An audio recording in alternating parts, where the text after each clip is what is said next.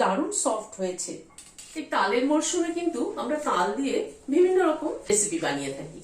আজ শেয়ার করছি তালের রসবড়া। তালের রসবড়ার ভেতরে কিন্তু তালের ফিলিংটা অ্যাড করেছি। চলুন তাহলে দেখে নিই কি করে বানালাম।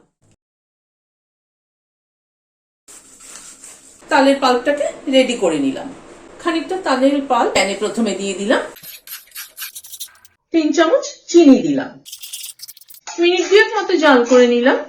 খানিকটা নারকেল কোড়া দিয়ে দিলাম। পুরো দুধ 2 টেবিল চামচ দিলাম। একটা পুর তৈরি করে নিচ্ছি।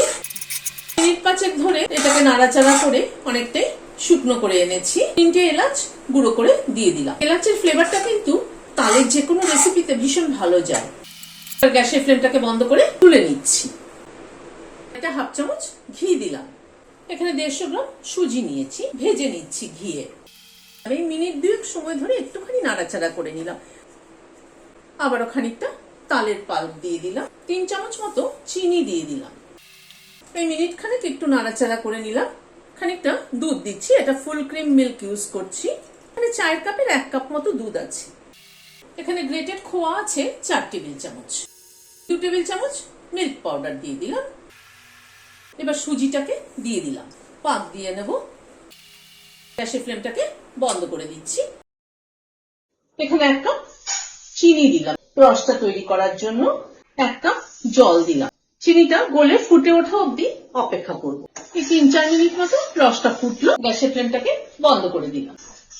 রসটা এরকম পাতলা রস হবে। 3-4টে এলাচ গুঁড়ো করে দিয়ে দিলাম। এটা নামানোর আগে দিতে আমি ভুলে গিয়েছিলাম বলে এখন ইউজ করলাম। হাফ চামচ ঘি দিলাম। মেখে নিচ্ছি ভালো করে। মেখে নিলাম। এবার এটা থেকে খানিকটা পোর্শন তুলে নিচ্ছি। মাঝখানে গর্ত করে নিচ্ছি। নিয়ে অল্প করে তালের পুর এর মধ্যে ভরে দিলাম। দিয়ে মুখটাকে বন্ধ করে দিচ্ছি। দিয়ে এভাবে গোল করে শেপ দিয়ে নিচ্ছি। সবগুলোকে তৈরি করে নিলাম। কড়াইতে হোয়াইট অয়েল গরম হচ্ছে।